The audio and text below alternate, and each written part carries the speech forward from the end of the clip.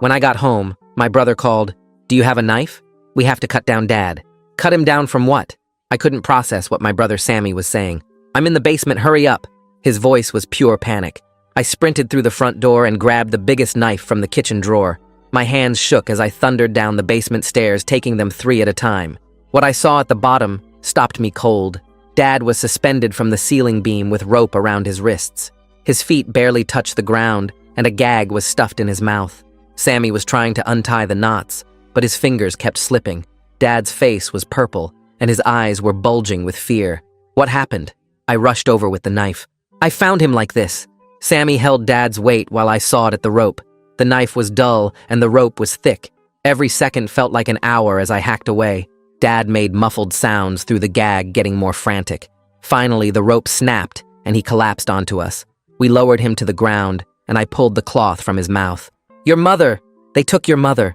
We don't have much time left." Dad gasped for air between words. Sammy helped him sit up while I tried to make sense of what he was saying. Someone had tied up our father in our own basement. Someone had taken our mother. None of this felt real. We half-carried Dad up the stairs and to my car. He could barely walk and kept mumbling about Mom being in danger. Sammy drove while I sat in the back with Dad trying to get more information. He was too shaken to explain clearly. Just kept saying, "They took her," and we had to hurry. The police station was only 10 minutes away, but it felt like forever. Dad stumbled through the entrance and collapsed into a chair while Sammy explained to the desk officer. She called for detectives immediately when she saw Dad's wrists and heard the word kidnapping. 2 detectives took us to an interview room. Dad was more coherent now, but his story didn't make much sense. He'd come home from work early and found 2 men in our house. They'd jumped him before he could react, tied him up in the basement, made him watch on his phone as they drove away with Mom in her own car. "Can you track her phone?" Sammy asked desperately. The detectives tried, but her phone was off or destroyed. Without a location, they couldn't issue an Amber Alert or know where to send units. We were stuck in that room while Mom was out there somewhere with whoever had done this. That's when Sammy's face lit up with realization. "She took my car for work today. Mine has GPS tracking for insurance." He pulled out his phone and opened the tracking app with shaking fingers. The location showed an address across town, an empty parking lot by an old warehouse district. The detectives called for backup, but we were already heading for the door. "You need to let us handle this." One detective tried to stop us. Dad pushed past him with surprising strength for someone who'd just been tortured.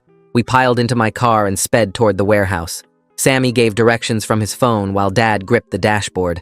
The parking lot was empty except for Sammy's car parked at the far end. No other vehicles, no signs of people.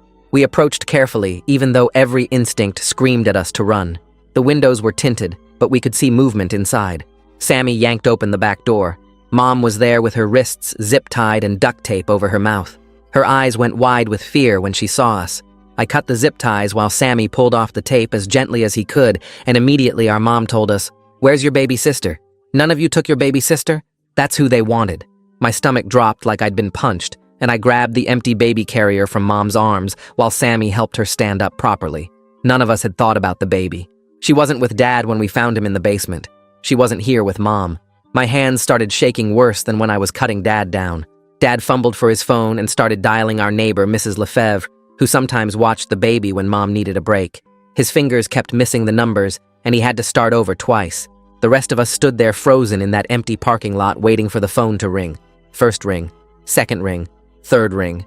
Mrs. Lefebvre picked up, and Dad put it on speaker with trembling hands.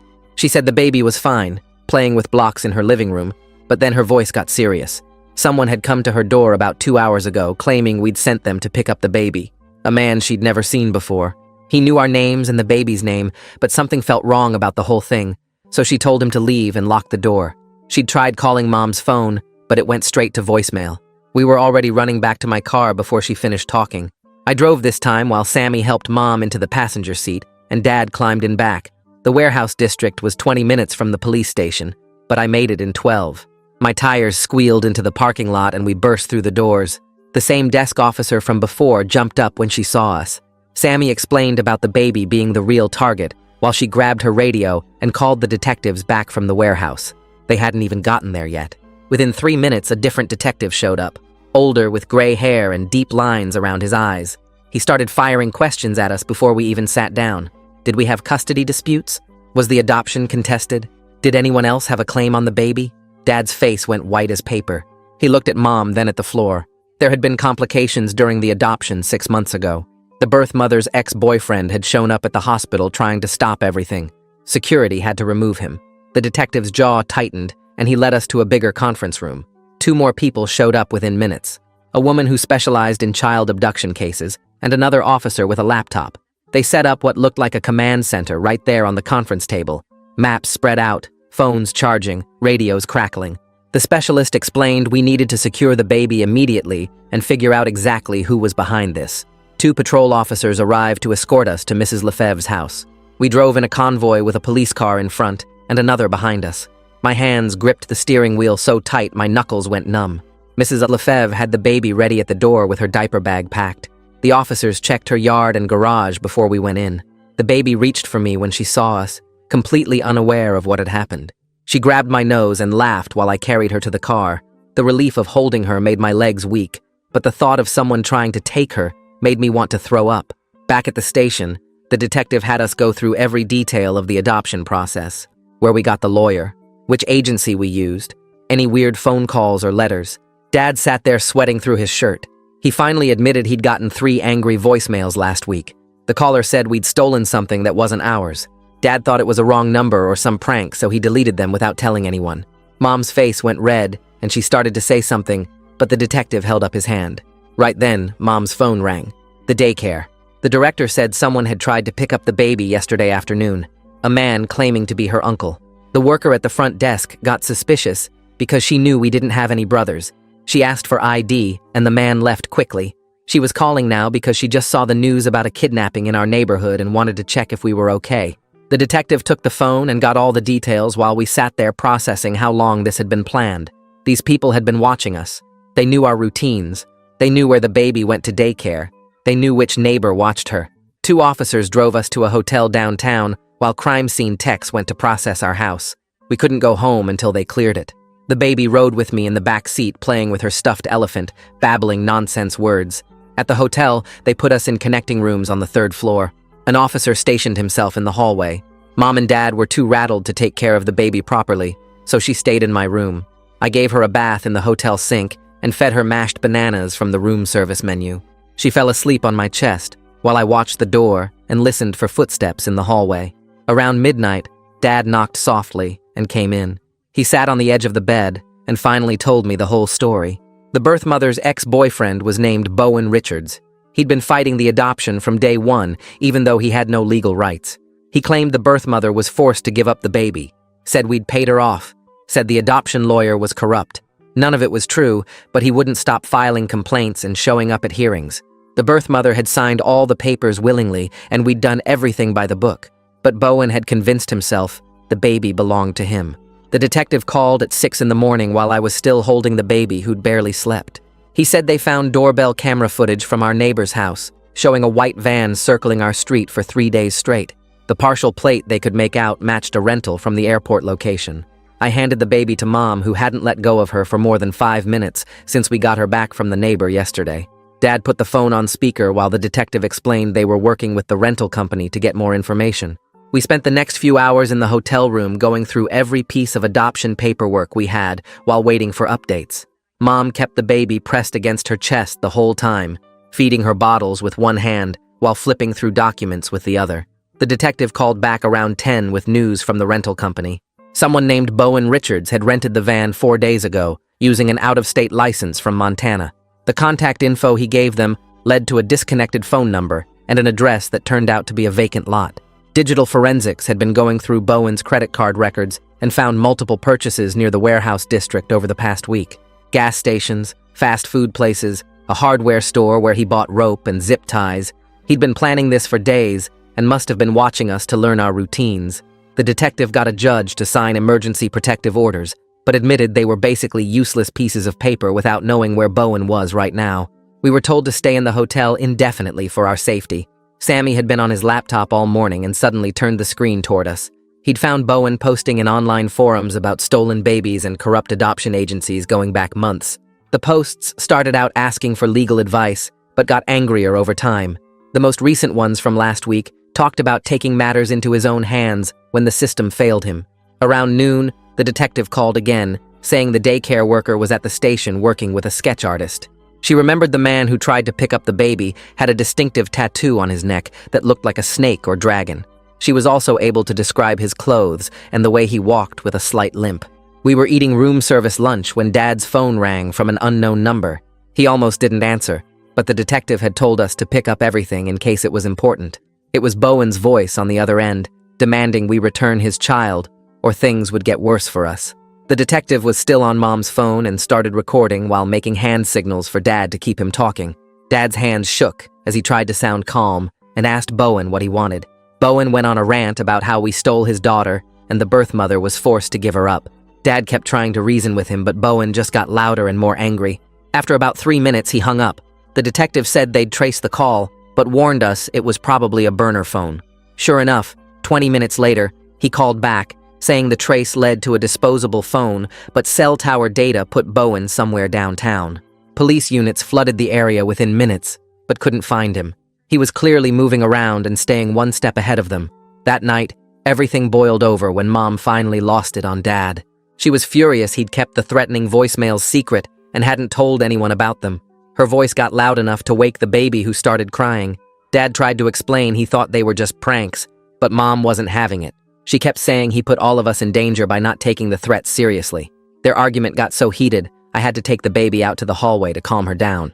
The officer stationed outside our door looked uncomfortable as I walked past him, bouncing the baby and making shushing sounds. We paced up and down the hallway for 20 minutes while my parents' muffled voices carried through the door. Other hotel guests poked their heads out to see what the noise was about. The baby finally settled down and fell asleep against my shoulder. When we went back inside, Mom and Dad were in separate corners of the room, not looking at each other. The tension was so thick, you could cut it with a knife. Mom took the baby from me and went into the bathroom to give her a bath, while Dad sat on the bed with his head in his hands. Sammy and I just looked at each other, not knowing what to say. This whole thing was tearing our family apart, and Bowen was still out there somewhere planning who knows what. The detective had promised to call if there were any developments, but we hadn't heard anything in hours. I kept checking my phone, hoping for good news, but nothing came. We were stuck in this hotel room with no idea how long we'd have to stay, or when we'd be safe to go home again. The baby was the only one who seemed okay, playing with her toy elephant and babbling like nothing was wrong. Watching her made me angry that someone wanted to rip her away from the only family she'd ever known. She'd been with us since she was 2 days old, and now some stranger thought he had the right to take her. Mom came out of the bathroom with the baby wrapped in a towel and started getting her ready for bed. Dad tried to help, but Mom pulled away from him. It was going to be a long night with all of us crammed in these 2 rooms, and my parents not speaking to each other. The next morning, Dad's phone rang while we were eating breakfast from the hotel vending machines, and it was the adoption attorney finally calling back after ignoring us for days. He sounded nervous and kept clearing his throat as he explained how he'd taken some shortcuts with the legal notifications to speed things up for us. He admitted he never properly notified Bowen because the guy wasn't married to the birth mother and seemed to have no legal standing anyway. Dad's face went red as the attorney kept making excuses about how these things usually work out fine and nobody ever challenges them. I could hear Mom muttering angry words from across the room while she changed the baby's diaper. The attorney promised to send over all the paperwork to prove the adoption was still valid, but Dad hung up on him mid-sentence. We were still processing this mess when Mom's phone buzzed with a text from an unknown number. The message had no words, just a photo of our house taken from the street that same morning with a timestamp showing it was less than an hour old. Despite having police supposedly watching our place, Bowen had gotten close enough to take pictures. The detective called within minutes because they were monitoring our phones and had seen the message come through. He said they were pulling the officers from our house immediately to sweep for any signs of Bowen, but found nothing except fresh footprints in the flower bed under our living room window. The detective made the call that we needed to move somewhere more secure than this hotel. Within 2 hours, we were packing our few belongings into black duffel bags while officers cleared the hallway. They loaded us into 3 different unmarked cars with tinted windows, splitting us up so nobody could follow all of us at once.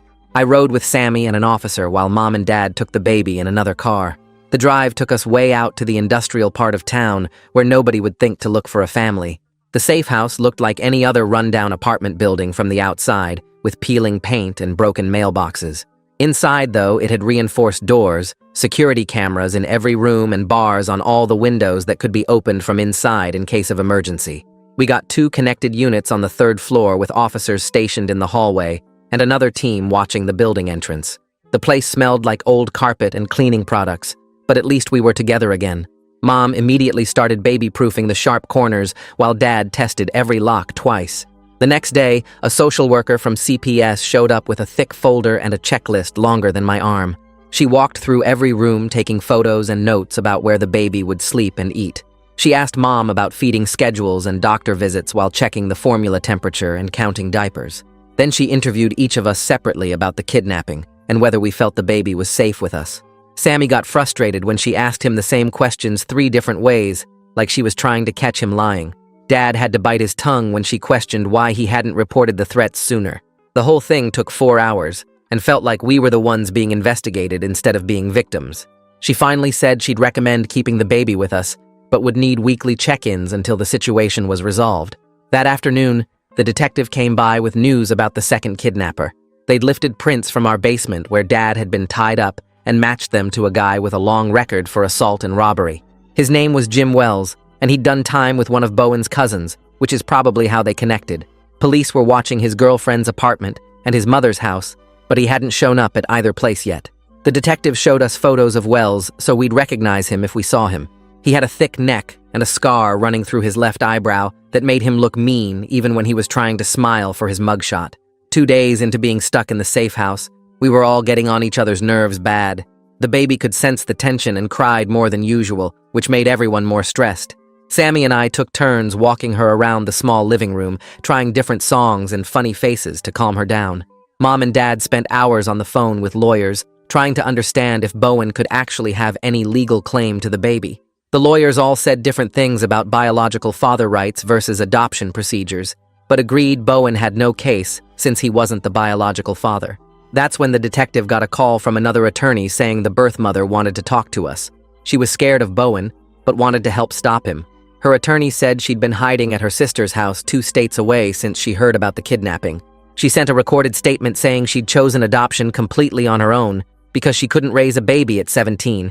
She swore Bowen wasn't the father and that he'd become obsessed with the pregnancy, even though they'd broken up months before she got pregnant. She said he'd convinced himself the baby was his and started threatening her when she wouldn't let him sign the birth certificate. Her voice shook on the recording as she described how he'd shown up at the hospital when she was in labor and had to be removed by security. She apologized over and over for not warning us about him sooner, but she thought he'd given up when the adoption went through. The next morning brought good news for once. Security cameras from the warehouse district had been pulled and enhanced by the tech team. They had clear footage of Bowen and Wells loading rope and zip ties into a van the morning of the kidnapping. The license plate was visible and matched the rental van from the airport. Both of their faces were clearly shown, which meant arrest warrants could be issued immediately. The detective seemed confident they'd catch them within days, now that every cop in 3 states had their photos. He suggested setting up surveillance at the daycare since Bowen had already tried there once and might try again. Mom shut that down immediately, saying she wouldn't use the baby as bait under any circumstances. The detective tried explaining it would be completely safe with officers hidden everywhere, but Mom wouldn't budge. Dad surprisingly took her side, saying we'd been through enough without dangling the baby out there like fishing bait. The argument got heated with the detective insisting it was the fastest way to end this whole thing. Around midnight, the baby woke up burning hot with fever. Her forehead felt like a furnace, and she wouldn't stop crying no matter what we tried. The thermometer read 103 degrees, which meant we needed to get her to a hospital immediately. The officers called ahead to arrange a police escort, while Mom bundled the baby in a light blanket. 2 patrol cars led us through empty streets with their lights off to avoid attention. The emergency room was mostly empty at that hour, but every person who walked past made my heart race, wondering if they were watching us. A man in a baseball cap looked at us too long, and I grabbed Sammy's arm until the guy walked away to the vending machines. Every footstep behind us made me turn around, expecting to see Bowen or Wells coming for the baby. The nurse took the baby's temperature again and gave her medicine to bring down the fever while we waited in a curtained-off area. Security guards stood at both ends of the hall, but that didn't stop me from checking every face that passed by. About an hour later, one of the officers rushed in and whispered something to his partner, who immediately got on his radio. The detective showed up within minutes, looking worried, and pulled us into a private room while nurses watched the baby. He showed us grainy security footage on his phone of a man in the parking garage who matched Bowen's build and height walking between cars about 20 minutes after we'd arrived.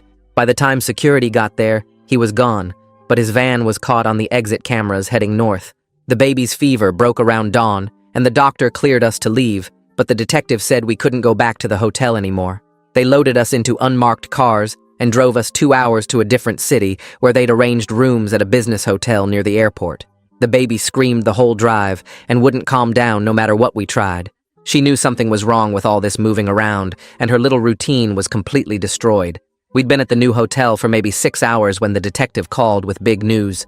Jim Wells got pulled over for speeding in another state and tried to run when the cop recognized him from the alert.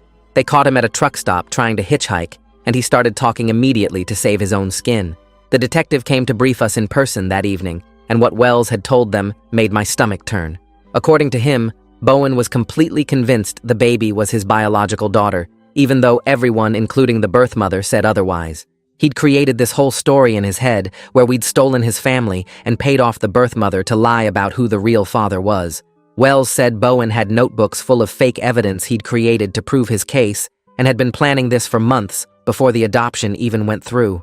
The detective asked if we'd be willing to have the birth mother make an official recorded statement to help build the case. Mom was hesitant at first, but Dad pointed out it might be the only way to prove Bowen had no claim. The birth mother's lawyer called the next morning, and we could hear her crying in the background as she gave her statement over speakerphone. She swore under oath that she'd only dated Bowen for 2 months, and they'd broken up long before she got pregnant with someone else entirely. Her voice shook as she described how Bowen had shown up at her school, her job, even the hospital when she was in labor, insisting the baby was his. She'd chosen adoption specifically to get away from him and thought moving to another state would end it. She apologized over and over for not warning the agency about him, but she'd been scared he'd find out where the baby went if she said anything. We were eating takeout in our room that night when Dad's phone rang from a blocked number. He almost didn't answer, but the detective had told him to in case it helped trace Bowen. The screaming started immediately with Bowen ranting about how we'd forced the birth mother to lie and he had proof she was threatened. Dad held the phone away from his ear while the detective's tech team tried to trace the call. Bowen went on for almost 10 minutes about his rights as a father and how we'd regret stealing his daughter before the line went dead. The trace led to a cheap motel 40 miles away, but by the time police got there, Bowen was long gone. What they found in his room made me sick. The walls were covered with printed photos of our family that he'd pulled from social media and public records. Pictures of our house, our cars, even one of me walking into a grocery store that I didn't know had been taken.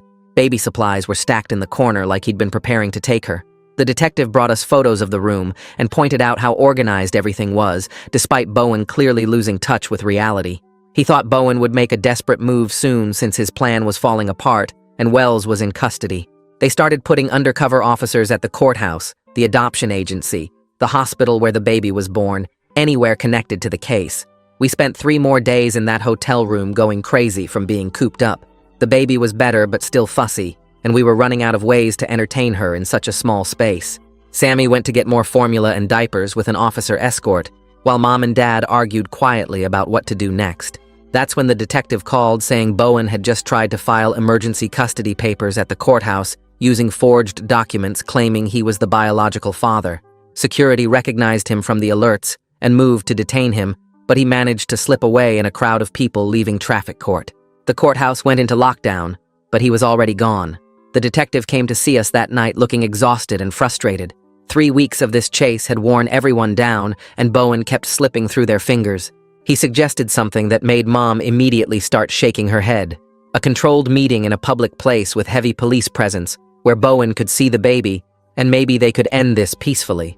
Mom absolutely refused, saying she wouldn't put the baby in danger for anything. Dad surprised me by speaking up and saying maybe it was worth considering if it meant ending this nightmare. The argument went on for hours with Mom getting more upset every time Dad brought up meeting with Bowen. She kept pacing the small hotel room while the baby slept in the portable crib the detective had brought us.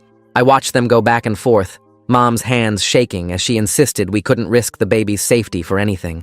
Dad kept saying we needed to end this before Bowen hurt someone else or found another way to get to us. The detective sat quietly in the corner, letting them work through it, while Sammy bounced his leg nervously on the other bed. Finally, the detective spoke up with an idea that made Mom stop pacing. What if we used a realistic baby doll instead of the real baby for the meeting? The kind they use for training classes that looks exactly like a real infant from a distance. Mom's face changed as she thought about it, and Dad immediately agreed this could work. The detective made some calls, and within 2 hours, someone delivered the most realistic fake baby I'd ever seen.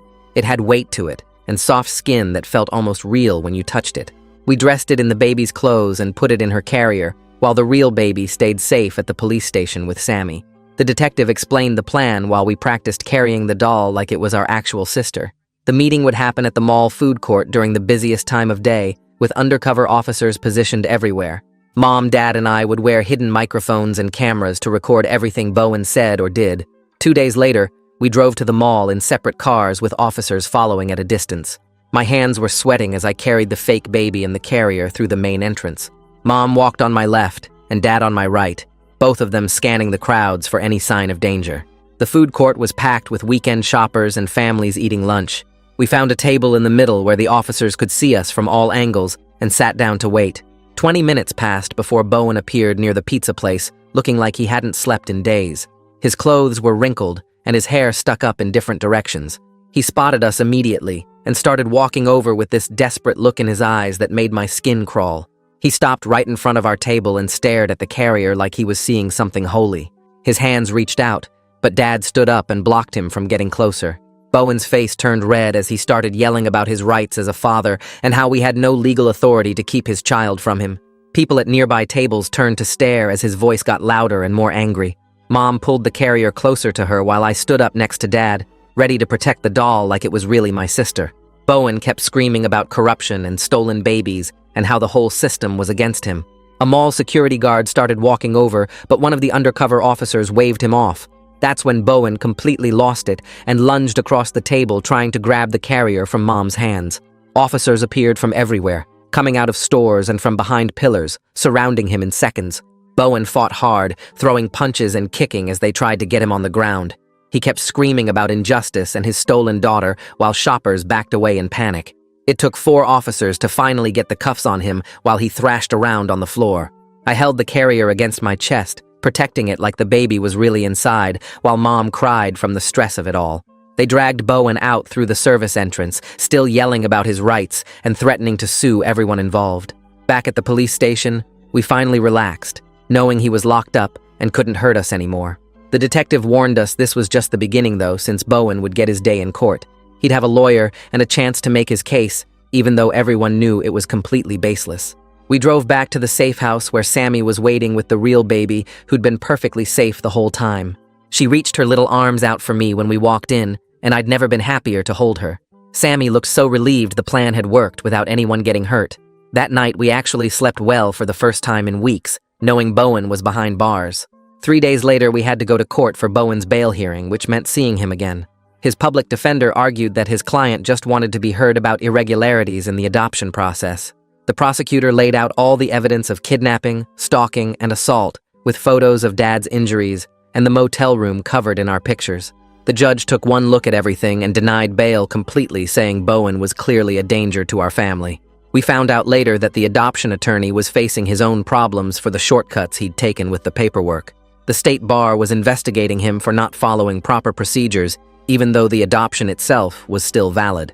The birth mother's consent was real and documented properly, so our adoption of the baby couldn't be challenged. It was frustrating that his sloppiness had caused all this trouble, but at least we knew the baby was legally ours. 2 weeks after Bowen's arrest, CPS showed up at the safe house to check on us. They said once we were cleared to go home, they'd need to do regular visits to make sure the baby was safe. The social worker walked through our house, making notes about locks on doors and windows we'd need to install. She asked about our plans for daycare and doctor visits, and how we'd keep the baby secure going forward. It was annoying having someone judge our parenting, but I understood they were just doing their job after everything that happened. The visits continued every week for the next 2 months, with different social workers checking on the baby's weight and development. Meanwhile, the legal cases moved forward with Bowen's accomplice taking a plea deal for 2 years in prison. He testified about how Bowen had hired him to help get his baby back and paid him $5,000 up front. The accomplice said Bowen was completely delusional about being the father and had shown him fake DNA tests he'd created on his computer. With all this evidence piling up, the prosecutor said Bowen would likely get at least 10 years for kidnapping, assault, and stalking charges. Mom brought up therapy at dinner the next night while the baby played with mashed carrots in her high chair. She said we needed help dealing with everything that happened, and especially the trust problems between her and Dad. Dad's fork stopped halfway to his mouth, and he set it down slowly. He nodded without arguing, which surprised me since he usually hated talking about feelings. The therapist's office had toys scattered around and certificates on the walls. We sat on a brown couch while she asked us to describe what happened. Dad kept his arms crossed and barely spoke the first session. Mom did most of the talking while Sammy and I watched the baby crawl around the carpet. The second session got harder when the therapist asked Dad why he kept the threat secret. His face turned red, and he started explaining how he thought he could handle it himself. Mom's hands clenched in her lap as she listened. The therapist helped them talk without yelling at each other. After 4 sessions, we started actually communicating instead of just sitting there angry. 6 weeks after finding Dad in the basement, we sat in the courthouse for Bowen's sentencing. The prosecutor had worked out a deal, but the judge still needed to approve it. Bowen sat at the defense table in an orange jumpsuit with his hands cuffed. He looked smaller than I remembered from the mall. The judge read through all the charges while we waited: kidnapping, assault, stalking, attempted child abduction, and more. When she got to the sentence, 12 years, I felt Mom relax beside me. The judge also issued a permanent restraining order that would last even after prison. Bowen would never be allowed near our family again. He turned to look at us as the guards led him out. His eyes looked empty and lost. 3 days later, a letter arrived from the birth mother. Mom's hands shook as she opened it at the kitchen table. The letter apologized for everything Bowen put us through. She wrote that she never told him about the baby and didn't understand his obsession. She was glad the baby was safe with people who loved her. Mom read it 3 times before getting up to find a frame. She put it in the baby's memory box, along with her hospital bracelet and first photos. Sammy spent the next weekend installing cameras and alarms everywhere. He drilled holes in the walls and ran wires through the attic. Dad helped him mount the cameras while I held the ladder. By Sunday night, we had motion sensors on every door and window. The system sent alerts to all our phones if anything moved outside. It was definitely too much, but nobody complained. We all slept better, knowing we'd have warning if anyone approached the house. The daycare called to tell us their worker was getting an award. The police wanted to recognize her for stopping Bowen that first time. Without her suspicion, he might have taken the baby weeks earlier. We went to the ceremony at City Hall where the mayor shook her hand. She looked embarrassed by all the attention. We gave her flowers and a card, but it felt small compared to what she'd done. She hugged Mom and said she was just doing her job. 3 months passed and things started feeling normal again. The baby learned to crawl fast and got into everything. We had to put locks on all the cabinets after she found the cleaning supplies. She pulled herself up on furniture and took sideways steps while holding on. We stopped freezing every time someone knocked on the door. The pizza delivery guy didn't make us panic anymore. Even unexpected phone calls stopped making our hearts race. Life found its rhythm with bottles and naps and diaper changes. Dad surprised us by joining a support group at the community center. He went every Thursday night and came home looking tired but lighter somehow. One night, he told us about the other people in his group. Some had been robbed, others attacked, all trying to move forward. It was strange hearing him talk about feelings instead of sports or work. But it was good too, like he was becoming more real. The detective called every few weeks to check on us. He updated us on Bowen's situation in state prison. Apparently, Bowen was in psychiatric treatment, which the detective said he clearly needed. The calls got shorter as months passed, and there was less to report. Bowen was serving his time without causing problems. The detective said that was the best outcome we could hope for. We planned a small party for the baby's first birthday. Just family and our closest friends in the backyard. Mom made a cake from scratch while Sammy hung streamers. The baby wore a pink dress that got covered in frosting within minutes. She grabbed handfuls of cake and smeared it everywhere. Her face was pure joy as she squished it between her fingers. Looking at her, it was hard to believe someone tried to steal her from us. Mom decided to go back to work when the baby turned 1. But first, she researched every daycare in town. She visited 6 different ones and grilled them about security procedures. The place she picked had cameras in every room and a locked entry system. She explained our whole situation to the director, who was incredibly understanding. They promised to be extra careful and never release the baby to anyone not on our list. The next week, Sammy signed us both up for self-defense classes at the community center without even asking me first. He just showed up with gym bags and told me we started that night. The instructor was this short woman who could flip guys twice her size like they weighed nothing. She made us practice the same moves over and over until our muscles remembered them without thinking. Sammy picked it up faster than me, but we both got pretty good at breaking holds and using someone's weight against them. After 6 weeks, we could actually spar without looking totally lost. Mom came to watch our test at the end and took videos of us throwing each other on the mats. 2 months later, we got called back to court for the adoption hearing. The judge wanted to review everything after what happened with Bowen. We sat in the courtroom for 3 hours while lawyers went through every single document. The judge asked Dad about the threats he got and why he didn't report them. She grilled the adoption attorney about his shortcuts until he was sweating through his suit. Mom held the baby the whole time and wouldn't let anyone else take her even when she got fussy. Finally, the judge stamped the papers and said the adoption was ironclad legal now. She gave us 5 certified copies and told us to keep them in different safe places. We put one in our bank deposit box, one at Mom's sister's house, one in Dad's office safe, one with our family lawyer, and one hidden in the house. Spring came, and Dad booked us a cabin by the lake for a long weekend. It was the first time we'd gone anywhere as a family since everything happened. The baby loved the water and kept trying to eat the sand. Sammy taught her to build sand castles, but she just knocked them down and laughed. Mom actually fell asleep on the beach chair while Dad read a book next to her. We grilled hot dogs and made s'mores at night while the baby played with her toys on a blanket. Nobody talked about what happened or looked over their shoulders constantly. On the drive home, Dad mentioned maybe doing foster care someday to help other kids. Mom shut that down fast, saying she just wanted to focus on our family for now. The baby took her first real steps a week after we got back from the lake. She'd been pulling herself up on furniture for months, but this time she let go and walked 3 whole steps to Sammy. He was sitting on the floor playing with her blocks when she just stood up and toddled right to him. Her first real word came the same day when she pointed at him and said, "Sammy," clear as anything. My brother actually got tears in his eyes and picked her up to spin her around. After that, she walked everywhere and got into everything we hadn't baby-proofed yet. She'd toddle from person to person, holding her arms up to get picked up. The detective called on the exact 1-year anniversary of finding Dad in the basement. He said he was officially closing our case file since Bowen was locked up and everything was resolved. We exchanged personal phone numbers, and he told us we were the kind of family that gave him hope about his job. He'd seen too many families fall apart after trauma, but we'd gotten stronger. That Saturday, I took the baby to the park, while Mom and Dad sat on a bench watching. Sammy had brought his skateboard and was teaching some neighborhood kids how to do kickflips. The baby loved the baby swings and would laugh every time I pushed her. Other families were there doing the same thing, and nobody would guess what we'd been through. We looked like any other family enjoying the weekend. Some mom asked me how old my daughter was, and I just said 15 months without correcting her. That night, Mom gave the baby her bath while I got her pajamas ready. When I picked her up to carry her to the crib, she grabbed my finger with her little hand and wouldn't let go. She looked up at me with these big eyes that trusted me completely. I sat in the rocking chair holding her until she fell asleep, still gripping my finger.